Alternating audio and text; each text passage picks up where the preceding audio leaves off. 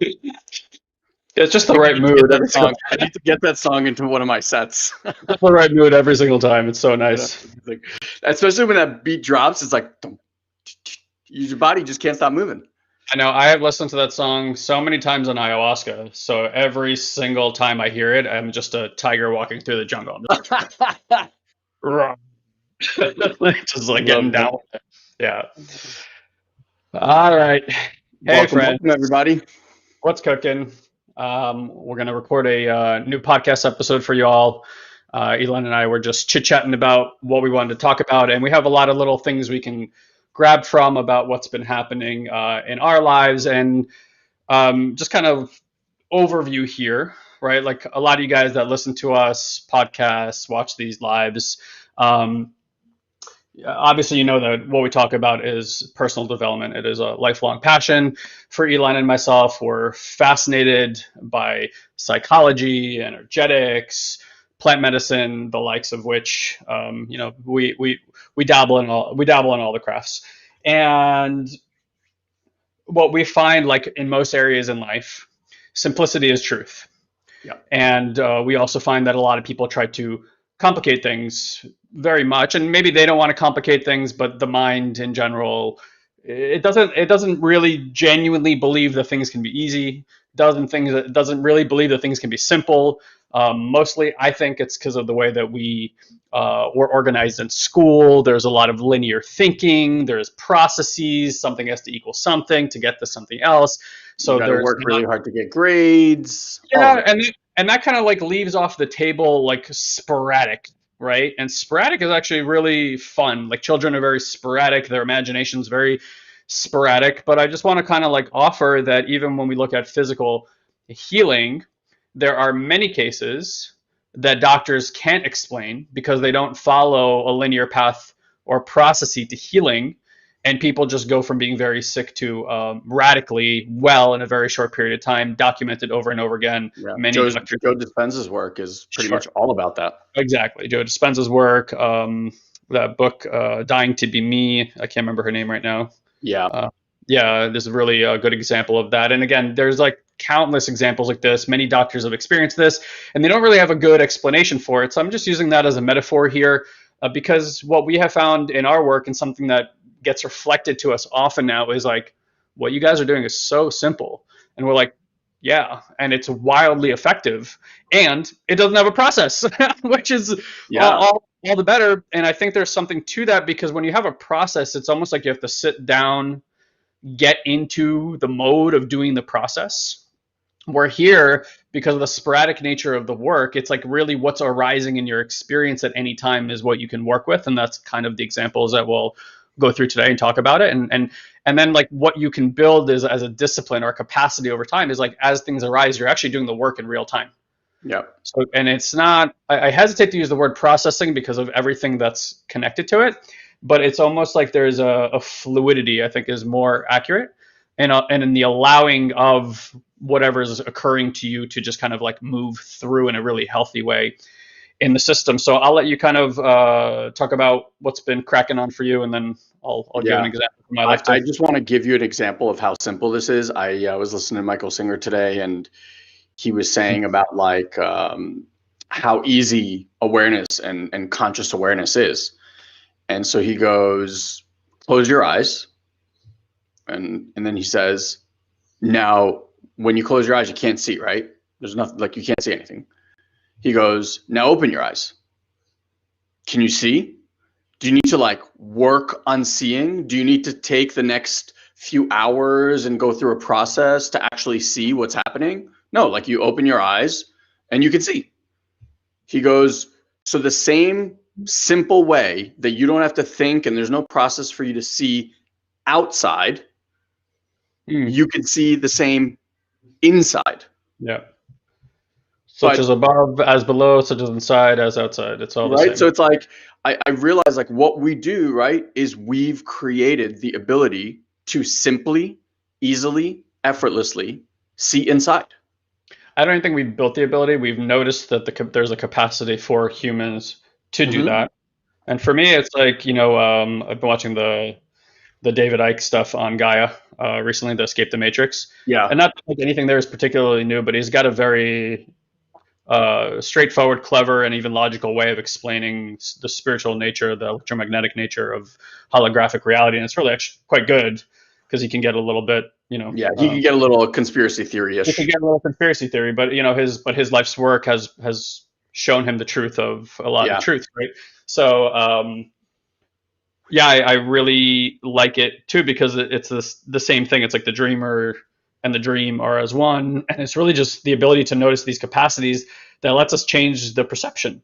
Because at the end of the day, like all this reality is just a matter of our perception. If we wanted this reality to logistically change for the better, for more compassion, it's really just about our perception. Now, for me, it's like not only has our perception been conditioned, whether it's nefarious or not, we won't get into that, but if our perception has been conditioned, then what we want to work on is the parts in our system that create an automatic perception because of that conditioning. Yeah. So it's like this, something I learned is like you actually can't, when you're upset, when there's an upset in your system, when there's fear, when there's anxiety, when there's overwhelm, when there's stress, the perception that happens is automatic. And even if you're aware of the perception will continue to persist. Correct. So it is not, and that's where people start getting in the muck because it's like, okay, now what do I do about their perception? Really nothing. It's do nothing. Don't do anything about the perception, is observe the perception. In the observing is where the perception will unwind itself, and it may be in that moment like that something sporadic happens and then that perception just disappears, or it will begin unwinding in a specific way, like something in your system will shift and the perception will change. And what really shifts is what you're sensing inside the system at a very, very subtle level. Because the mind is really responding to very subtle things in the system. We talk about this all the time. So we're not going to shift the mind perception because the mind is like, I'm just here to save you. I'm just here to create safety. It's like the really worried mom and dad. And so you're not going to like wind the mind down from doing that by being like, change your perception. That's like telling mom and dad to stop being protective. But what you can change or what you can shift is being with what you're feeling inside. And as those sensations actually move through in a fluid nature, then the protector, which is the brain, right, the protector of the mind, or really it's the whole organism. We say the mind because we feel like we're localized up here, but the brain is just part of the whole. It's all working together. We could say it's like one big brain, right? The body is just one big brain, basically. But so what we really want to look at is how do we clear out those sensations in the body or shift those or move those or alleviate those so that the protectors don't have to be there. And then the perception just naturally shifts. And what we find is it always shifts towards well-being. It always shifts towards more safety, more stability, these kind of things. So absolutely. Yeah. It's really like perfect segue because when we talk about perception and the mind really is a simple mechanism in that it's looking for things that it desires. So it's like, go get me more of that. Or it's like, I don't like that. Run away from that, get away from that. I want less of that, whatever it is. But that's the building blocks of every thought, emotion, everything you have, all is relegated by something out there hits something in here. And the thing that's, we read about this all the time. It's like whether you desire something or whether you have an aversion to something, it's two sides of the exact same coin. Like the energy behind it is exactly the same. The fear, the stress, everything that happens in the body is exactly the same on both levels. Like if you really want someone, you really love them, but they don't love you back, that desire creates all sorts of tension in your body. Just like if you don't like someone and you want to run away from them, it's the same exact thing. So I want to share with you guys a story of what happened to me was it yesterday? Yeah, 2 days ago. 2 days ago. Which is just such a good example of, something out there hit something in here. And after having done 18 years, as my dad pointed out, you've done 18 years of work on yourself and still this is where you went. And I was like, still very much human. So Wednesday morning, we get a call from school. Now my kids go to hybrid, so they're like in school 2 days a week, sometimes 3. And we got a call on this Wednesday that someone in my son's grade has tested positive for COVID. And we had to come and pick up Shia immediately. So I had to go pick up Shia and Aaliyah from school and take them out.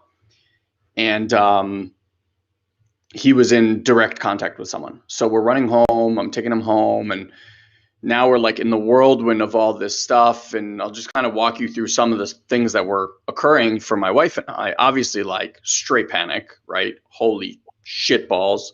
Because we've been so careful and we've been vigilant about like making sure our kids are safe and we're safe and all this kind of stuff. And just, out of left field, it was like, boom. And we get home and we start trying to figure out what are we supposed to do? What's the protocol, this and that. We hear from the school that Shia, and basically now, because of Shia, us, have to quarantine for 14 days. Whether we get tested or not, it didn't really matter.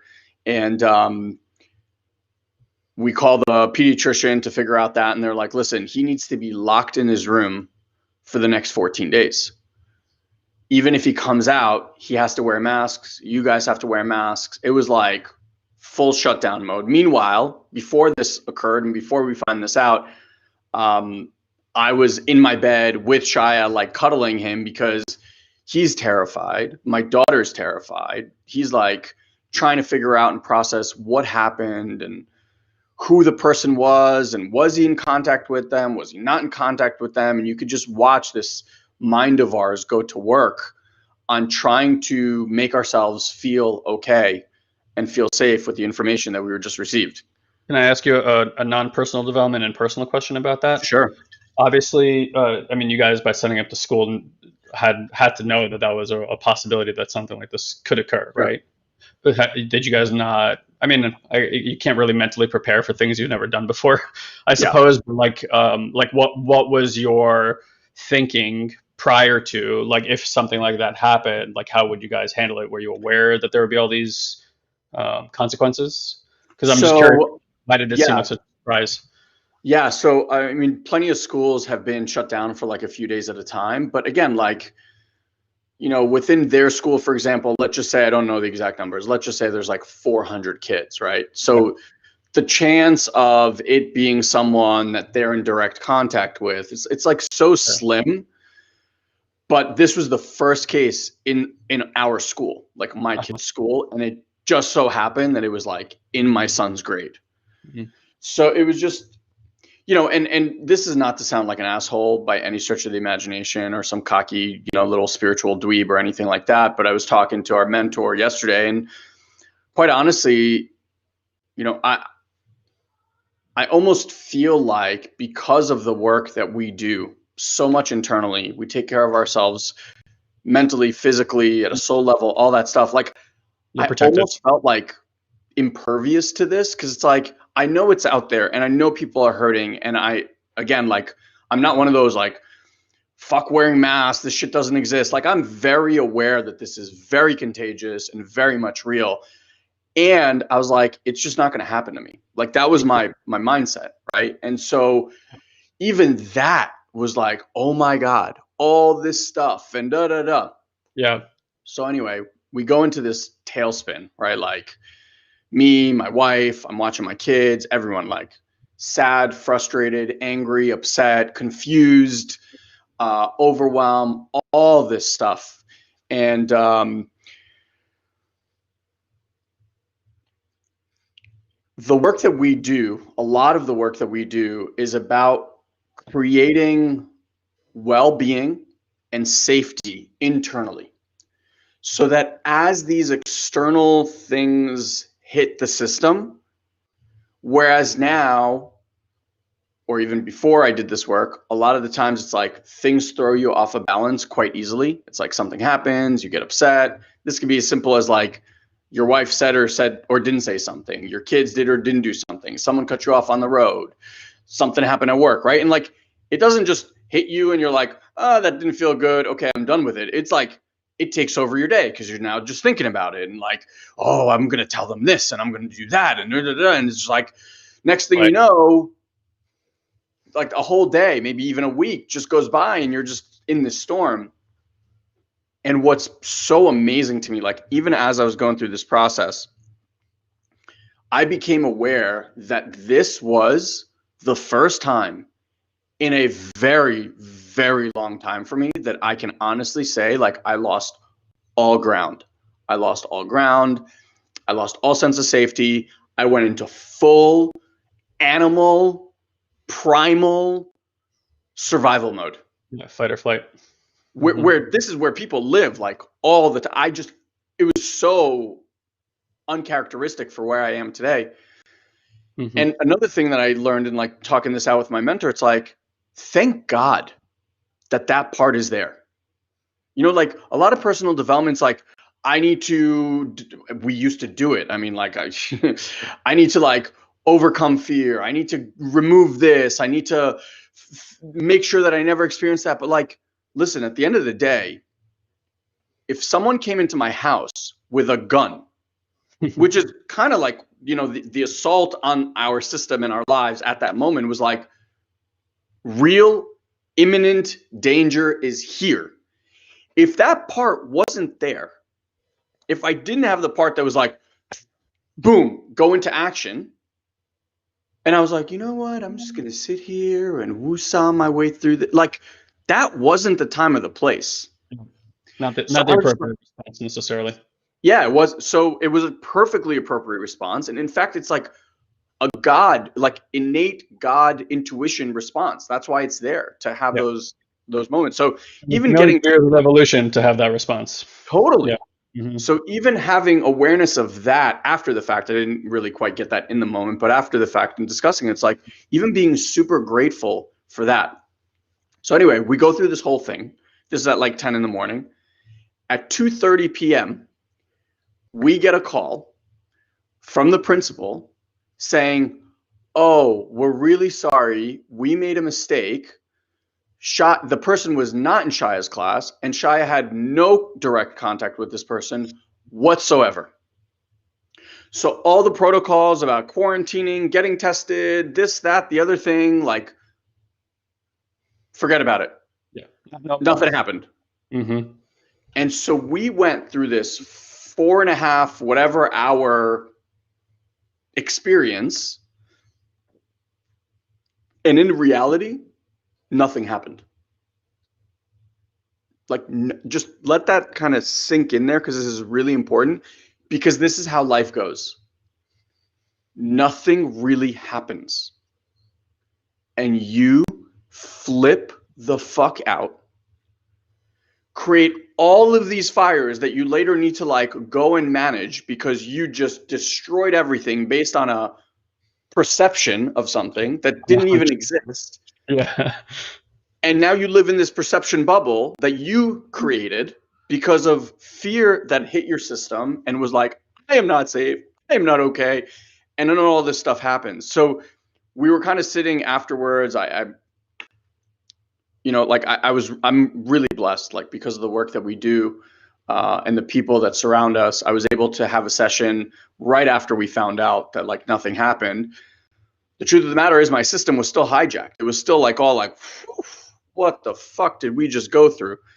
And so I got to sit, and in 45 minutes, I'm not kidding you, in 45 minutes of sitting with my support system that I have in presence, and actually being able to experience what I experienced, go through the feelings, because it honestly felt like whack-a-mole. I don't know if you guys remember that game inside. It was like fear came up, then sadness, then worry about this, then anxiety. It was just like constant. I was like, oh, I can't manage all this right now. So I was actually going through all the things that popped up while being held in support and connection. Like, people were like, notice that we are here.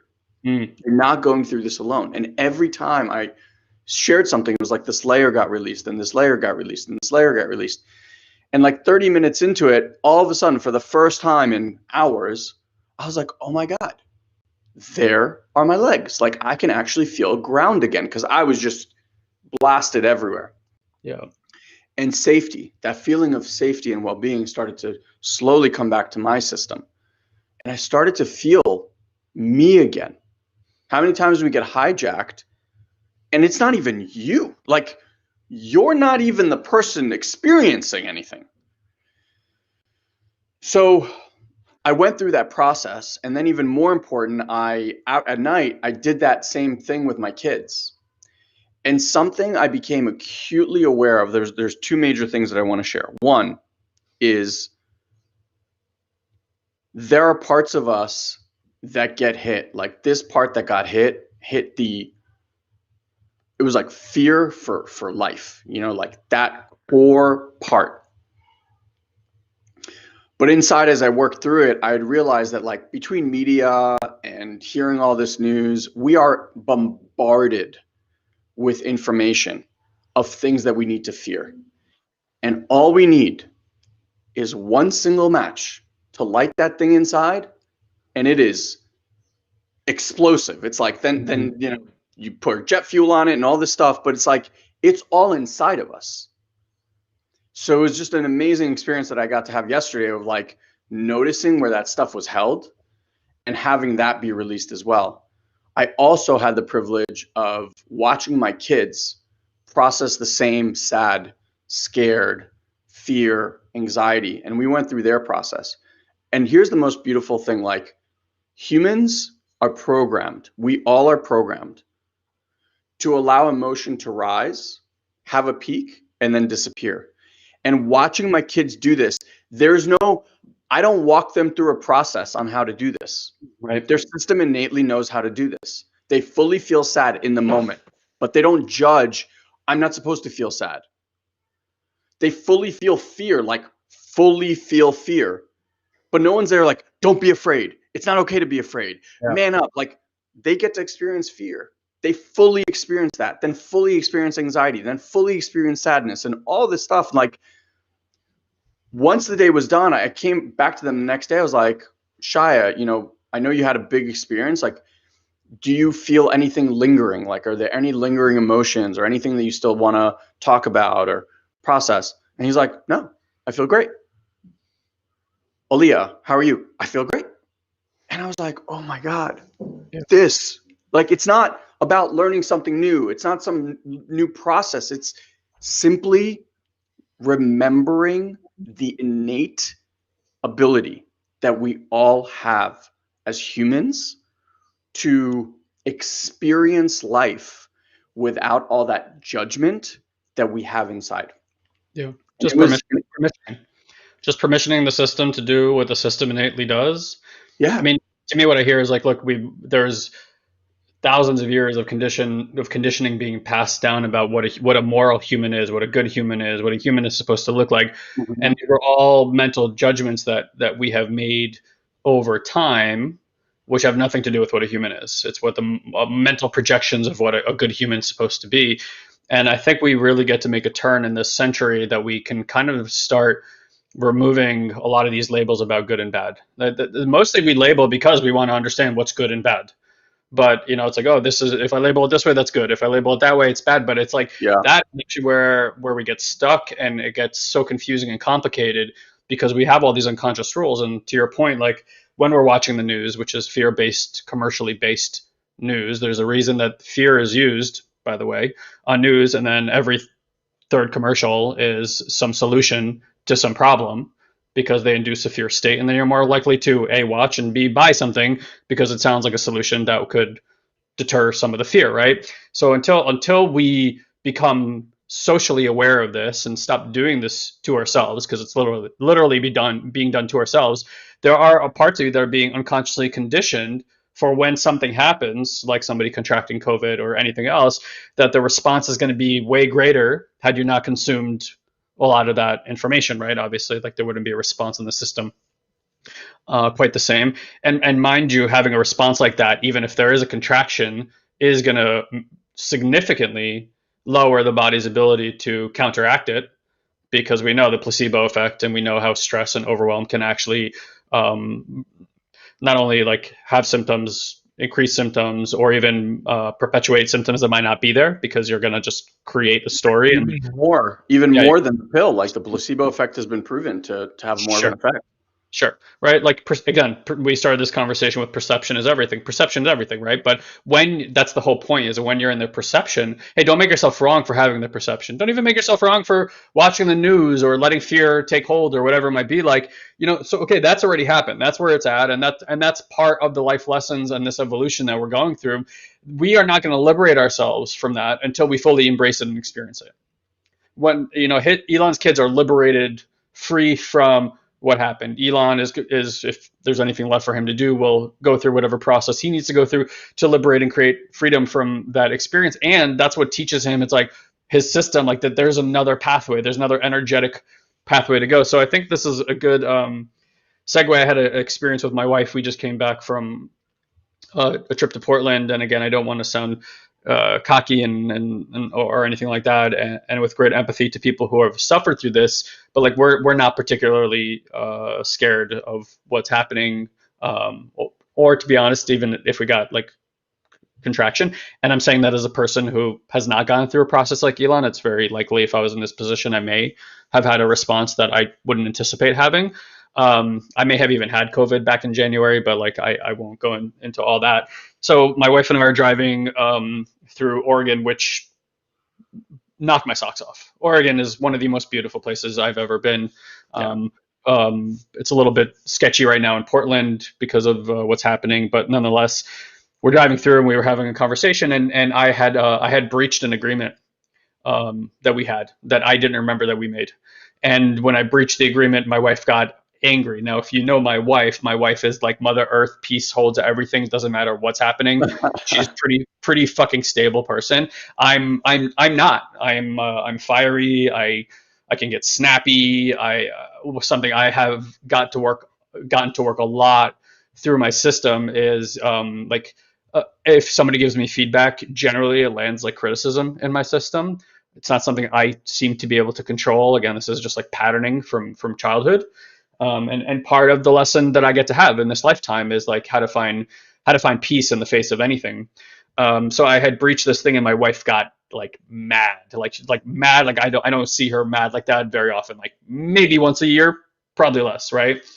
And because of these parts of my system, when I see someone get mad because of how I get mad, of course I presume they're having the same kind of experience that I have when I'm angry, which means now there's like, usually I get defensive because they're getting angry, and it sounds to me, or my perception is that they're criticizing me for something that I've done, which activates fucking everything in my system. This is like full on fight or flight experience for me, like every time.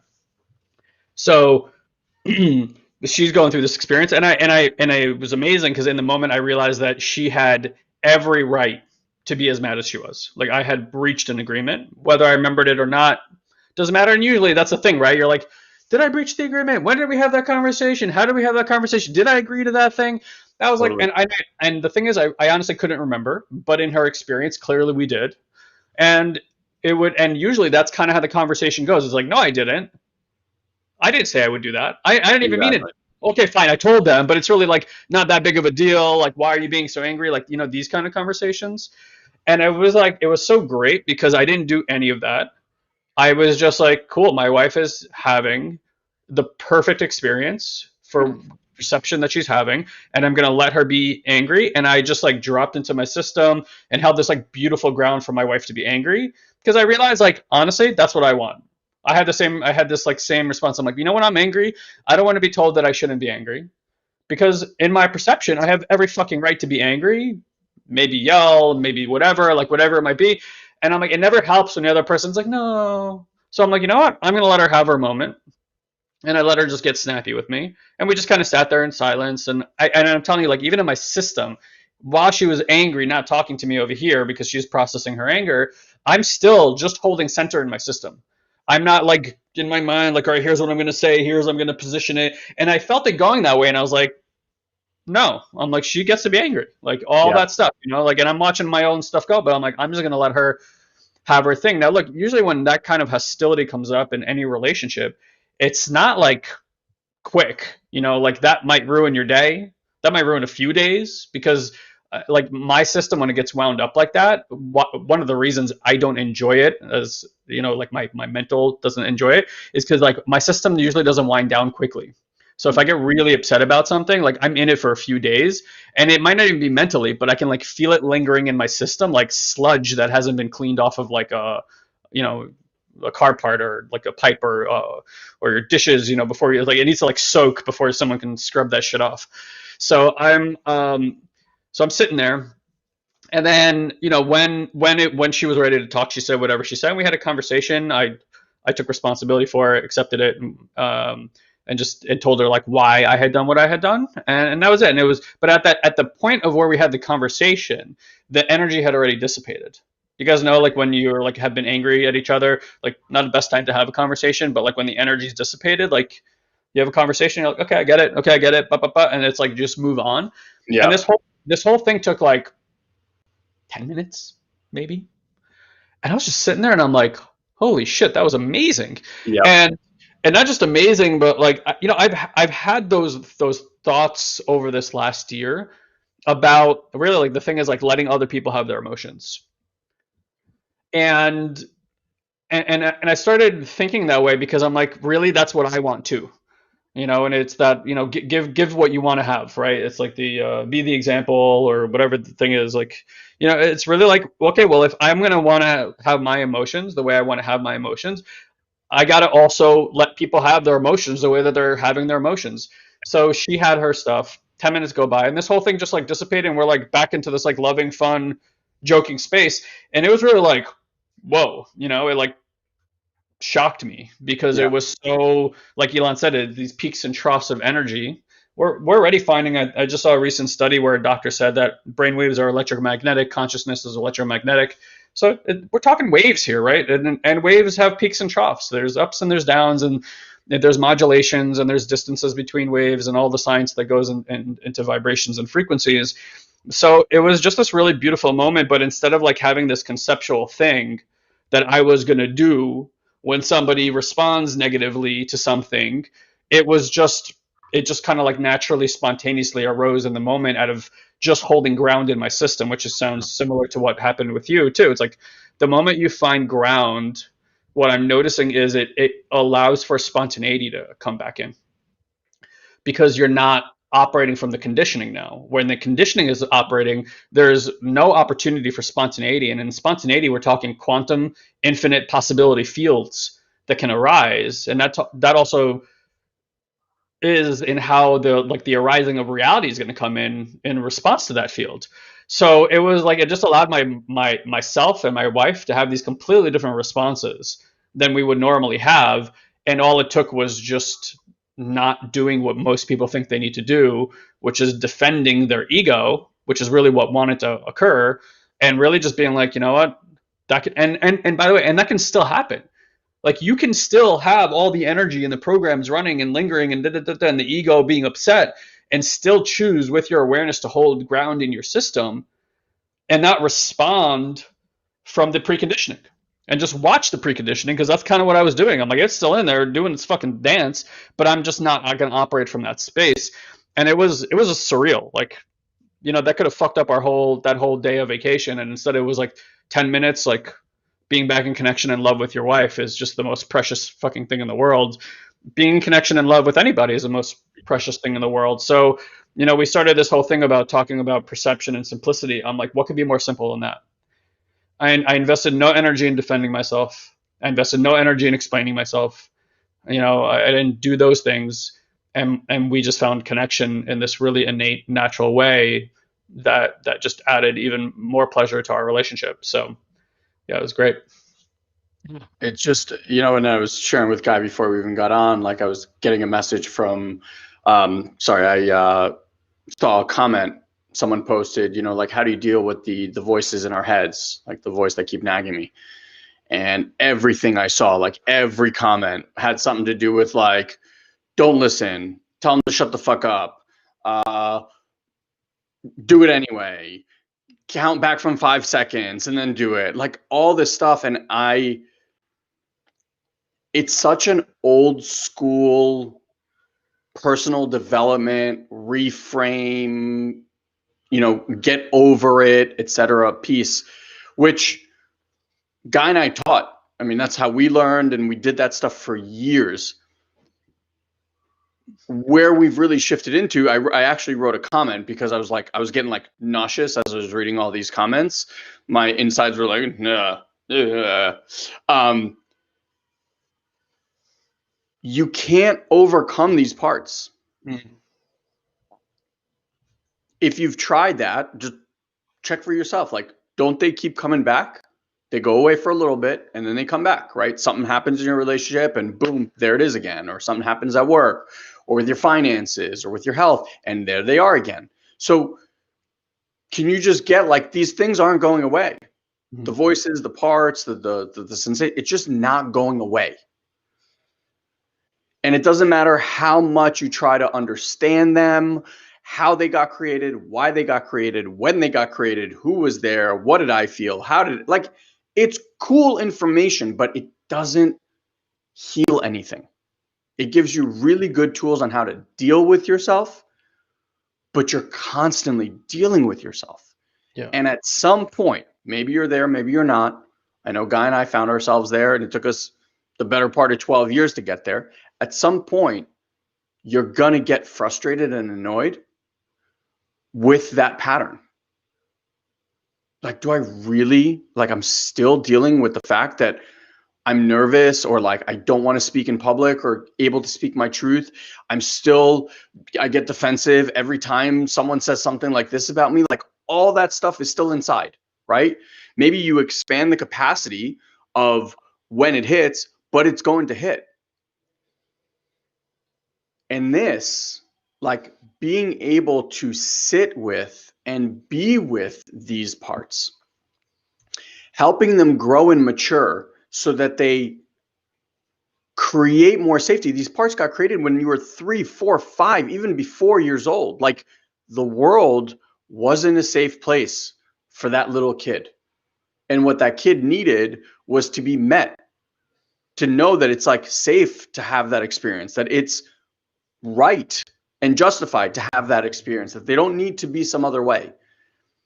And maybe your parents couldn't give that to you because, fuck, I mean, they didn't know, right? Like, they did the best they can. But you can do that now. You, Guy says this great line, like, you get to be the parent for these parts that you wish you could have had. And you can repattern from the inside out these things, and it's effortless.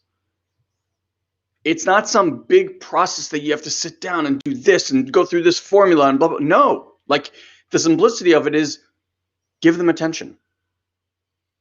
Don't tell them to shut the fuck up. Don't tell them to, like, I got this. We're going to do it anyway. Because that's what keeps frustrating them. I said in my comment, like, if a 4-year-old came to you telling you that they were terrified and crying, you tell me, would you be like, shut the fuck up, I don't care, go sit in the corner? I don't care who you are. You're not doing that to a crying 4-year-old, right? But you do that to yourself internally. I know, because I did that to myself internally. I turned all the anger on me, constantly berating myself for not being good enough, not being fast enough, not being smart enough, not being this enough. And now, as we do this work and we start to heal these parts and actually accept them, the best part is they don't react. The reaction simply isn't there because they feel safe. They feel heard. They feel gotten. Like, they're not on constant high alert. And it makes life so simple and so easy when you can live from this place. I mean, it's been the greatest gift for our lives. And it's just, it feels so amazing to know that we can transmit this and share this with others and they could just get it. Yeah. I've been quoted as saying if I had to choose between winning the lottery or having this awareness, I would choose this awareness. 100%. 100%. It is so much more valuable than any amount of money that could be there because peace is priceless, well-being is priceless, connection is priceless, love is priceless, and you can't buy those things. And I just want to say, Elon is talking about giving it attention. I want to just make sure that if you're listening to this and you're like, oh, I'm just going to give it attention. Where we find people are is they haven't built an awareness in their system to have a distinction between what I would call as attention and what I would call as awareness. So Yeah. people usually put attention on what's happening in their lives, and it actually magnifies it and makes it worse. And the reason people may want to work with somebody like Elon and myself, or a mentor like us who's teaching energetics and somatic work and stuff like that, versus just more mental architecture. Because mental architecture, like personal development, here's what it's going to do for you. It's going to make you very productive in the world that's a top tier, baby. Like you're gonna rock that shit. But what's gonna happen is you're gonna have fear, and then you're gonna go, I'm not a person who gets afraid. I do shit, and you're gonna do a lot of shit. Like, I won't use names here, but like massive imperfect action is an ideology that comes out of this. But it's like that. It's like that's still crazy thinking. Like, why are you taking so much imperfect action? Why? Because it's you're in a fight or flight response, taking a whole bunch of action, and then the energy that's sourcing the action is still coming from that place. So you have to do so many things. When it's like you can take one action that's sourced from an aligned stability place, you're going to watch miracles happen in your life. Yeah. Because you're going to align with God, source, divine, intelligent energy, call it whatever you want to call it. And you're going to see that it's like putting wind in your sails, instead of like there's a 300-mile-per-hour wind and I got to like walk into it and prove that I'm a warrior. It's a really different way to approach life, not even work, life. So I want to just say that if you're going to approach this kind of work, there's a type of awareness that someone who's already developed that awareness can point to while something in your life is happening in real time. Like when Elon was sharing about his experience, he was with a group of people that could point to something while his system was in hijack, so his awareness could become aware of something that normally he would not be aware of. Yeah. Had he not had those people, then his attention would have been on it, not his awareness would have been on it, and he would have been continued, perpetrated, and grown the experience that he was having, because that's what attention does, it magnifies it. Right? Like when we put attention on bad things, they're not going to go away. You're going to grow bad things. When we put attention on positive things, it's going to grow positive things. But because of the preconditioning, we're often looking at what's not working. We're not looking at what's working, right?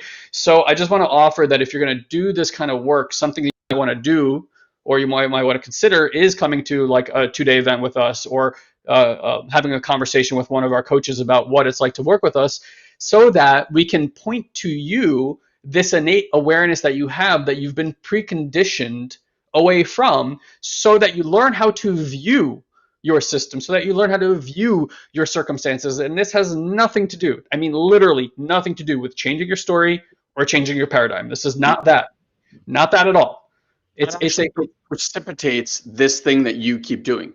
Exactly. It actually makes it worse. If it's a place of observation within your own awareness to sit. If you've read Michael Singer's Untethered Soul, he calls it the seat of awareness. But if you try to understand it, and a lot of you guys have read that book, so you're like, oh, let me understand. Oh, I understand. There's a seat of awareness. Let me go sit in the seat of awareness. And you can't do that through a mental architecture. There's no process that you can understand to teach you how to sit in the seat of awareness. It's like you're either sitting in it or you ain't. And if you haven't experienced it, then you don't know where the seat is located. No more than anybody who's not ridden a bicycle knows what it feels like somatically and through their awareness to experience balance. I can explain balance to you. You don't know what balance is if you've never experienced it. Yeah. So awareness is the same thing. It's like when we say the word awareness, people think it's my attention. And it's not. There's a whole other aspect. I mean, like an infinite nature to awareness, and how you can connect that to the great big, internet server in the sky, and actually rejoin the ocean and not feel like you're a separate part of the great ocean. And from that place is where you can view these experiences in such a way that radically transforms your life. And instead of, again, walking into the wind and trying to figure out how to be the best at walking into the wind and being a fucking warrior about everything, you can turn around and just go with the flow of the energy, and it provides so much support for your healing, for the circumstances in your life, for your relationships. And that's really what we're talking about here. Yeah. So just to wrap this thing up, a few things, guys. If you want to have more of these conversations, and you want to figure out what the hell it is these two guys actually do, because we try to use through metaphors in our lives to give examples of tastes of what this is about. But you can join oldsouls.com. It's right below this video, or if you're listening on the podcast, if you're like, this sounds awesome. I'm ready to have a conversation. Just head over to callsatori.com and you can set up a call with one of our coaches to have a conversation with you. And you guys can explore together if there's some good fit here between where you are in your work, because we know that most people that listen to us and end up working with us are people who have done a lot of personal development, and they've probably noticed that there's a threshold here, because that's what we noticed. And we're like, that's really fucking frustrating. You know, like I'm just going to say one last thing. Like, I am suddenly finding myself reading a lot less books. Same. Which sounds strange, again, in a world that tells you to read and consume. And I read a lot nonetheless, but I'm telling you, like, I like the pull to constantly read I've noticed a slightly diminished, or I would say quite rapidly diminished in my system. And here's why. I'm very, very good at personal development. I have a pretty high level of mastery with that space. And the reason the books, I'm like, why do I need to read another book? I'm like, I already know it. The fact that somebody 20 years later called, oh, you need to change your paradigm or your story, and now they named it like Shift Your Perspective in that book, and they name it something else, doesn't give it any more power than the book that was written 20, 30, 40, 50 years ago. It's the same fucking concept. Yep. They're just repackaging, renaming it, or telling you, okay, now we understand that it affects your vagus nerve and your nervous system needs to downregulate, and it's a parasympathetic response. Cool information. I love sharing that because it makes me sound super smart. No value to my life. So now I get like more informed, but I don't get more value. I don't get more freedom. I don't get more liberation. I don't get more well-being. I get another tool in my tool belt that I can think about and once in a while throw at somebody and be like, oh, you really should learn more about your vagus nerve. I'm like, what the fuck is that going to help you with? So I'm finding myself not wanting to reach for those books because I'm like, what else is there to know? I mean, I'm sure there's other discoveries, but like, how is that making my life better? And could I be investing my time, maybe, hint, hint, in a practice where I actually sit with myself through this practice of awareness and not only heal my system by doing that on a daily basis, but I connect to the all, and from the all-pervasive intelligence that has always existed and contains everything, I am learning things about my system in the most natural, innate way, which, by the way, is how every religion and every philosophy and psychology was born anyway. I might as well go to the source, which is the source. So this is more about connecting to that source than having other people interpret what they think the source is saying. And having it intelligently inform your own system through your own awareness, because that's the deepest truth that you can ever know. Not somebody else's truth that they put into literature and figured out and they thought it'd be good to tell people, which is great. I'm glad we get to share information that way. And I am feeling called to write a book at some point in my life as well, to try to share these things in an eloquent way so that other people can activate these things in their system. But what I'm learning is that my innate is the most important intelligence that I have. Totally. And if I can learn practices to trust that innate and bring it to a place that I can start listening to it, that is not from a preconditioning, but instead is from the actual connection to my higher self, what could be more valuable than that? Yeah. So if you're somebody who's like, that sounds cool. How? Again, either join the group or go to callsatori.com, have a conversation with our coach and see if it feels good for you to come to work with us. Even this weekend, for those of you guys who are listening, we have a live 2-day intensive coming up on Friday and Saturday. You go to intuitivemind.live. I'm giving you way too many links and things to do here. And, you know, if you're listening now and you're like, okay, I want to learn this, you guys can come and join us tomorrow and start really resetting the foundation from where you live life from. Start putting the wind at your back. Start working with your innate. Start working with the intelligence. And it is so, you are going to be blown away by the simplicity. And you're going to be like, I don't know why I'm spending my time doing all this difficult work.